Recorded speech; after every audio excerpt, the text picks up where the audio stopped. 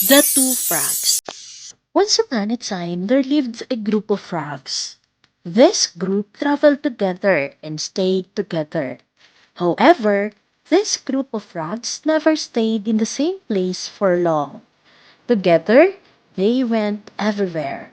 And this time, too, they went together. But little did they know they would meet with an accident. You see, as the frogs hopped and jumped through the forest, they became careless. Without them realizing, they fell into a deep, deep hole. Now, the hole was so deep that it was terrifying. Soon, there was a talk of not getting out of the hole alive. "We're going to die," one of them said. The others had to agree. Despite all this, there were two frogs who were jumping relentlessly. These frogs kept jumping up at the hole's mouth in the hope of getting out. But the others inside the hole were too negative about it. "What is the point?" they yelled.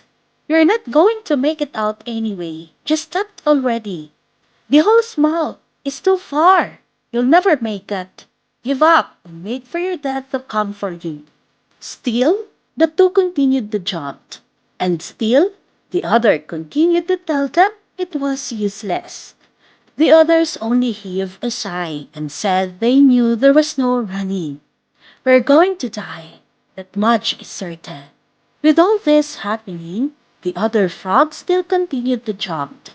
"Why do you jump? You will die too."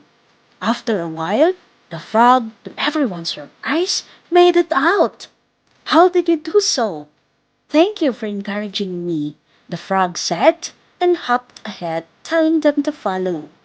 Surprised frogs looked at each other. Then one of them remembered that the frog that leaped out was a deaf, and he thought these frogs were encouraging him.